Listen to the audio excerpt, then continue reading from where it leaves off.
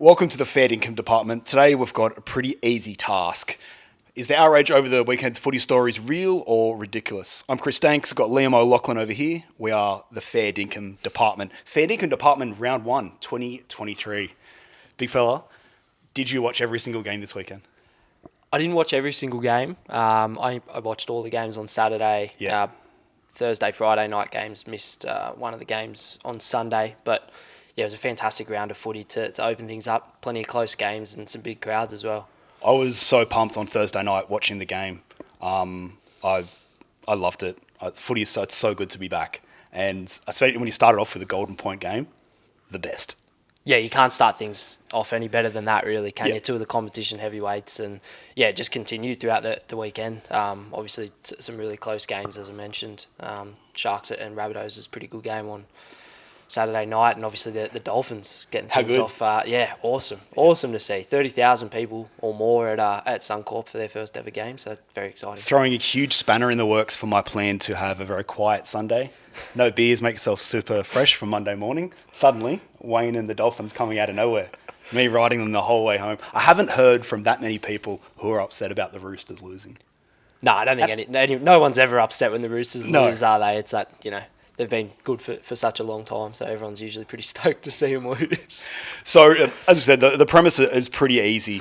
We go through all the stories from the weekends and we try to decide, was it actually a crisis or, is it actually a genuine yarn? Now, going straight against that already on episode 1, I want to talk about one really quickly because I thought there was going to be massive blow-up over it and I haven't seen a thing.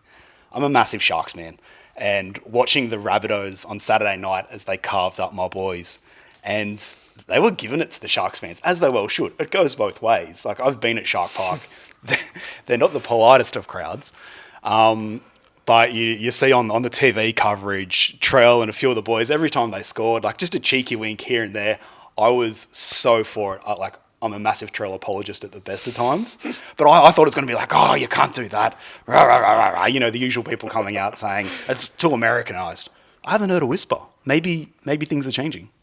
Yeah, maybe. Nothing really, too much said about the boys from South firing up. It is always so hostile, as we both know, down at Shark Park. Me as a long-time Dragons fan, and yourself as a Sharks man, you know how hostile it can get down there.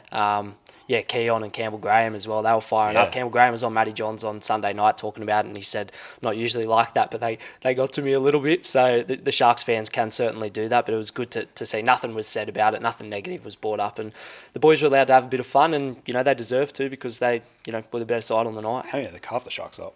All right, into the stories which were reported. The HIA dramas over the weekend. Ricky got into it, Adam O'Brien got into it. Do you want to give us a little bit of the backstory? Yeah, look, so obviously Friday night, Kalen Ponga, he's had his issues with concussions, as we know, throughout the course of his career, and particularly last year. He was taken off at a really crucial part of the game when the game was in the balance against the Warriors. His head collected an opposition player's hip. He went down, clutched his head. A couple of minutes later, taken off for a HIA. The independent doctor stepped in and forced him from the field. Obviously, for the Knights, that couldn't have come at a worse time, and they ended up losing the game. So there was always going to be a bit of frustration there, and Kalen's come out in the post-match presser, said he was fine. Adam O'Brien claimed the NRL at the moment are, clutching at shadows or something to that effect. So they obviously weren't too happy with what happened. And then Saturday evening, up in Townsville, Seb Chris, who's filling in at fullback at the moment for the Raiders, and obviously a key position on the field, similar to Ponga. He was taken from the field with what looked like a leg injury, but he was forced off by the independent doctor for a HIA. Which left a lot of people confused, and Ricky Stuart was not too impressed, which we see quite a lot, but he was probably right on this one, old Sticky. He blew up and he just said the NRL don't trust the clubs, the RLPA don't trust the clubs, and they want to talk about player welfare, and then he brought up the heat and the humidity in Townsville, and he just went off on a tangent a little bit there, but he made some good points, and obviously that was at a crucial time for the Raiders, and they ended up losing by 1 point. There was a little bit of a Bob Catter vibe towards the end of Ricky's thing there. Like, when Bob Catter, when he starts talking about the amount of people who were killed by crocodiles randomly, after he was talking about equality. That's kind of what it kind of felt like with Ricky. You're like, you're making some really good points, and then he's just like, and the humidity. What are you talking about? But it's an interesting one. So they say, all right, you have to trust the clubs, you have to trust the players. You look at Junior Satola on Saturday night, and it was like, what was it, the first hit up of the game? Yeah. There wasn't any question over that one. Massive unit, but he was clearly in all sorts. Yeah. And you could see him talking to the doctor, being like, no, I'm good. good as gold. Wasn't even looking at him. But so it's kind of hard to trust the players. Oh, yeah, it's very hard to trust the players. You can never trust the players. They're always going to want to play on unless they're completely unconscious. And even then, once they come to, they'll probably think they're sweet. So, yeah, you certainly can't trust the players. Whether you can trust the clubs, I'm not too sure either. There was a reason why they brought in the whole independent doctor thing. I guess the issue for Ricky and for Adam O'Brien as well is they're looking at it where the independent doctor is not at the ground and he's looking at it from a studio on a TV, and he might see something that they don't. And obviously the Seb Chris one was pretty dubious. And it was his knee that was the. It was his knee. He was down on the ground getting treated for his knee after a pretty brutal collision, jumping up to contest a bomb. So, yeah, look, that wasn't ideal. And, that only shines a light on something negative straight away in round one. But, yeah, it's certainly a topic of discussion. Joey Johns was talking about it on the Sunday Footy Show as well on Channel 9. So, yeah, look, it'll be interesting. I can't see the NRL budging on that one, though. I don't think they should, especially you consider just the general mood in world sport about it. I don't see how they could backtrack at all. I'm with the doctors. Yeah, I'm with the doctors as well. They know more than us, and they certainly know more than Ricky Stuart and Adam O'Brien. All respect to them. They're footy coaches, they're not doctors. Yeah. Not going to be going to many sticky press conferences this year, are you? No, I don't think so.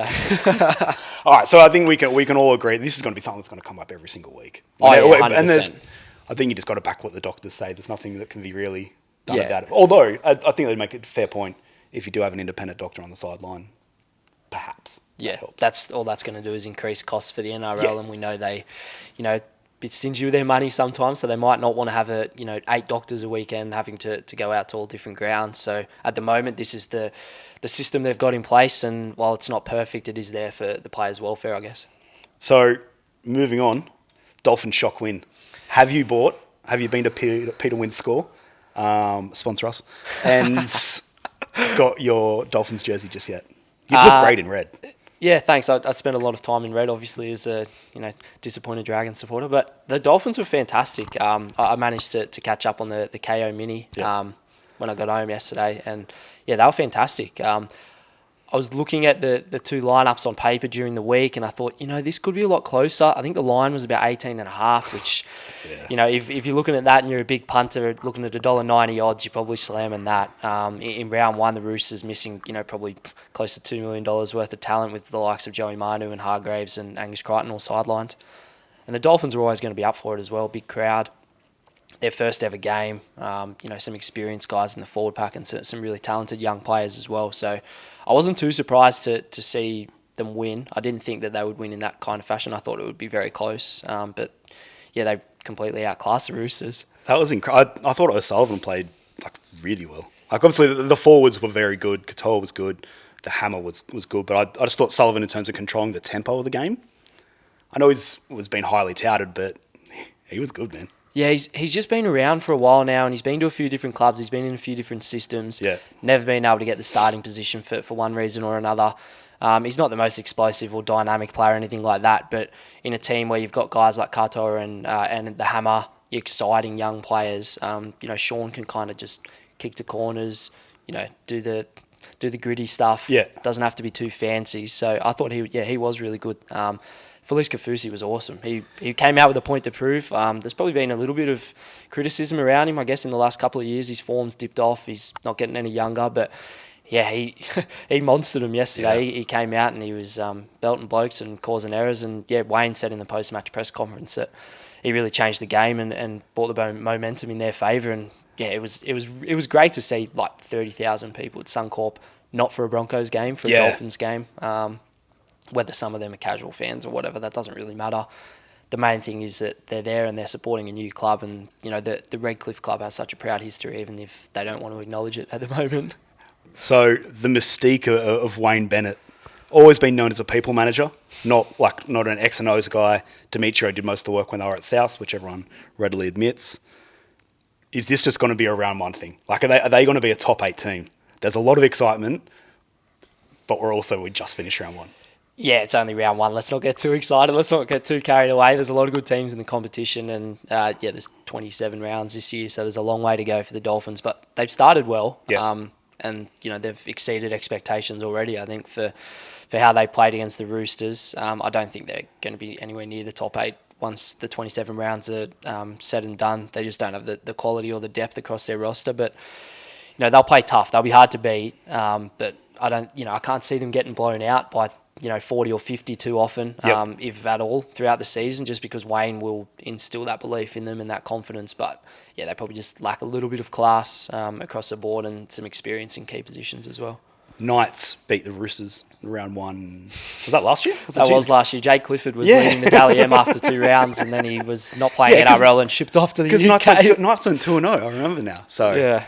Shout out to Jake. He started the year really well last year. He was flying. But him and Adam Clune, what a halves combo. And now they've got Ponga and Hastings 12 months later, and things still aren't going too well for him. So Dolphins won't make the 8.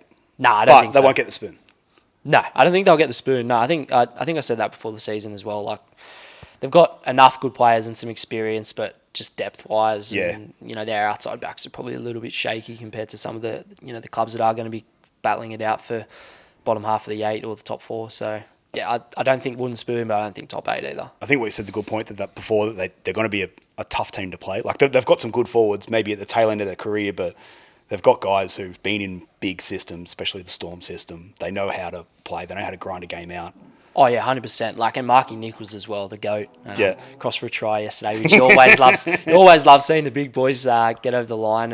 And Tommy Gilbert, he established himself as an Origin player last year with the Cowboys, and he's going to be there for a long time, and he's probably going to be a future captain of the club. And he's a pretty hard hitter as well. He's a good young bloke to have amongst those experienced forwards like Kafusi and the Bromwich brothers. So they've got a good balance in their pack, but it's probably just elsewhere across the field that they might struggle a little bit against some of the top teams. Not that the Roosters aren't, but they were missing a few yesterday. I do hope they win the first few games of the Dolphins, because I want people to buy into the hype. I think that'll be sick.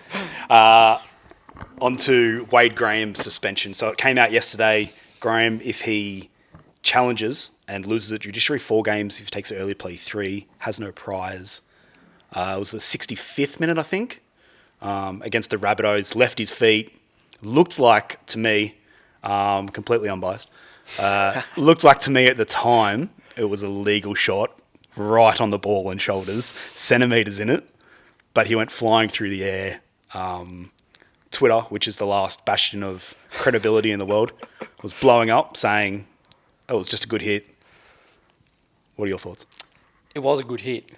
I'll tell you what, Davi Moale, he got straight up as well. He showed his toughness. Didn't even drop the ball. Didn't even stay down to try and milk the penalty or anything. Yeah. They played on. They ended up scoring that set before Wade even got sin bin. So, that showed a lot of toughness on his part as a young bloke in first grade. But yeah, it was a cracking hit. It brought the crowd to their feet. Everyone probably watching at home was screaming at the telly after it. But we certainly were. Yeah, he did leave his feet. He did just collect him a little bit high, and obviously the margin for error with those kind of things is so small. Yeah. And we talk about concussions in the NRL trying to crack down on all these different things. If you leave your feet and you even clip a bloke in the chin, you're looking at a grade 1 reckless, as we've seen now with Wade, and even with no prize, that's 3 to 4 weeks on the sidelines. If he maybe didn't leave his feet, he might not have hit him high firstly. Yeah. And if he did, he might have only got done with a grade 2 or a grade 3 careless, sorry. So the grade 1 reckless is the issue, and I mean, can't really blame the judiciary or the officials because he did leave his feet, he did clip him high. It was a great shot, it was great to see, but that's just the world we're living in now. Yeah. And yeah, look, 3 weeks is probably fair, even if it was only a marginal error on his behalf. I think it'd be a tough look if, let's say, he got like an 1850 fine or whatever it is, whatever's been handed out mostly this week. but then you've also got all the HIA stuff going on in the same week. Like you can't have it both ways, really. No, you can't. And it's just going to be an ongoing thing. The NRL, they're never going to get it perfect with these kind of things. And you look at guys like Big Nelson at the Storm, he gets off with fines and stuff, and then Wade Graham, who's pretty much a clean skin in the NRL throughout his career, and especially in recent years with the Sharks, and he's getting 3 matches for borderline high tackle. So that's where a lot of people start blowing up about the judiciary, but. Yeah, as I said, the leaving your feet is never a good look, and if you clip someone high, you've got to pay the consequences. Did you watch the game? I did watch the game, yeah. So the commentators, even at the time, they were pretty confused. It's weird. I still find it very weird compared to other sports, how much our commentators will challenge a decision. Be like, nah, I don't like that, or I understand. It gives a little bit of colour, but I find it interesting, we'll say, how consistently they go against the refs. Yeah, they don't like the referees, do they? They'll always find a way to, I guess, go against what they're saying. Bring back Todd Greenberg and talk the game up. Talk the game up, 100%. Talk the game up. Look, Craig Fitzgibbon was pretty good about it in the post-match press conference. He's usually pretty level-headed in those situations, and the old cliche, I'm only watching on a small monitor. I'll have to review it in the tape. Dale Finucane was running back on the field at the time. Dale Finucane was on the sideline and was trying to say, I didn't think you hit him high. And I was like, well, I don't know how you could have possibly seen that from where you were. But look, yeah, Craig was pretty good about it. And I'm sure that once they review the footage, I wouldn't imagine they might try and seek a downgrade. But, 3 weeks, they've got plenty of depth in the forwards, Cronulla. So, yeah, I would imagine that they probably won't challenge that one. I'll be interested to see what they do, just in terms of depth in the forwards. Do you push Talakai out of the centres, maybe? Or, I don't know.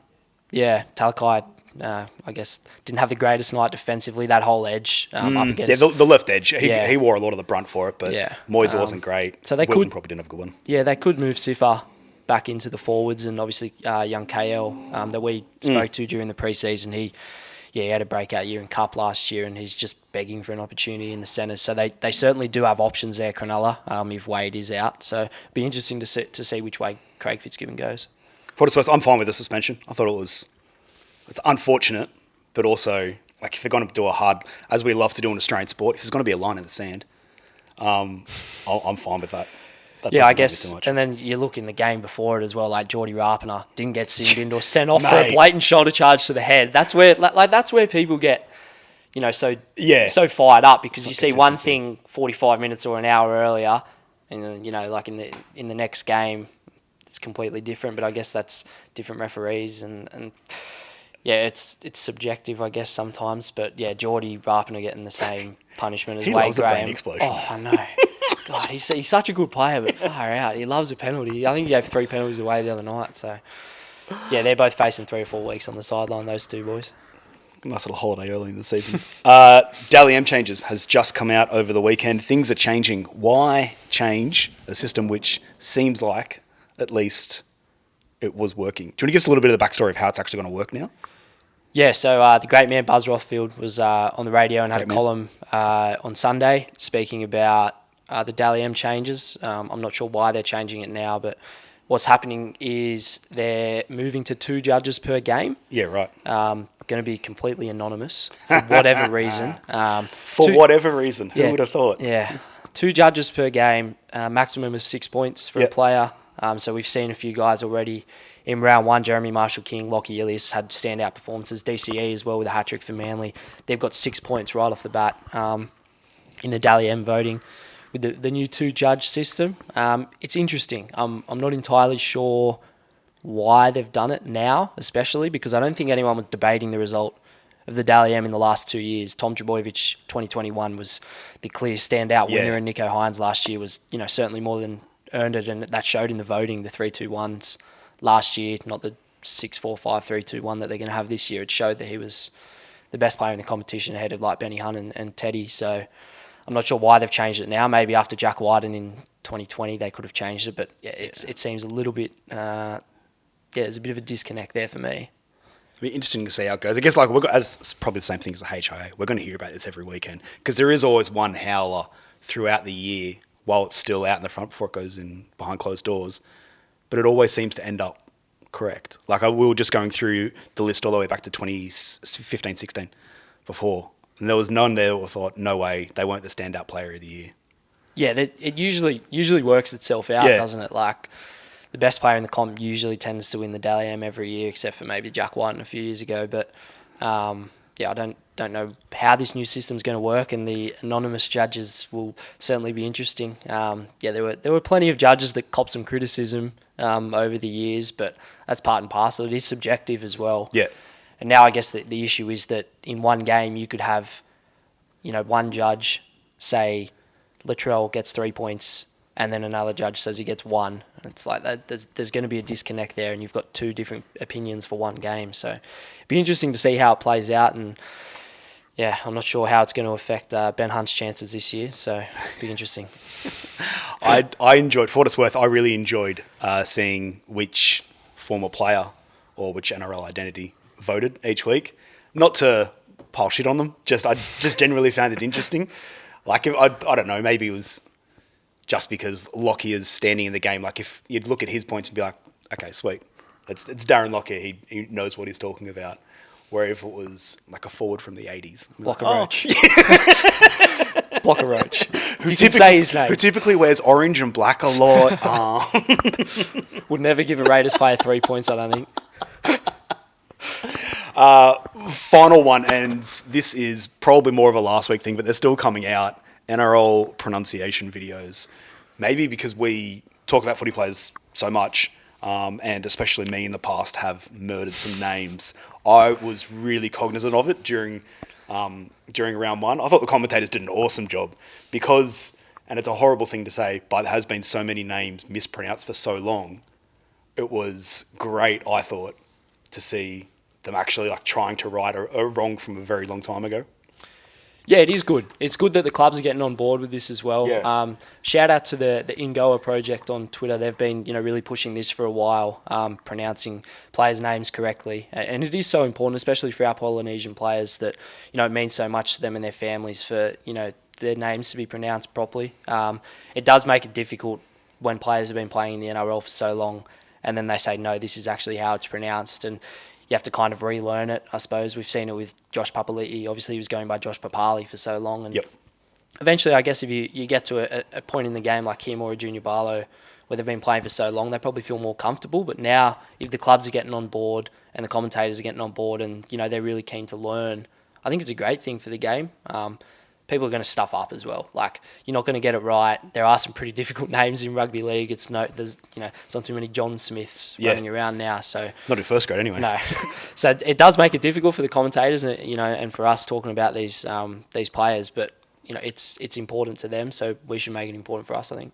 I vividly remember this came up during the Sharks game when Britton Nickera, who had a great game, probably one of the best games he's played in a few years. Blinder, yeah. But when he first burst onto the scene, he kept being called Brighton Nakora. And I was so chuffed because I was like, there's no way his name's Brighton. And so in a press conference, I was like, oh, Britain, la la la. And he's like, oh, thank you for actually calling me the correct name. That's great. And it was like the one thing I've ever done right. And then I was watching the game on Saturday when they were calling him Nikora, and I've always called him Britain Nakora. Yeah. And I was like, shit. I was like, that was like the one thing I could do right, and apparently that's not right.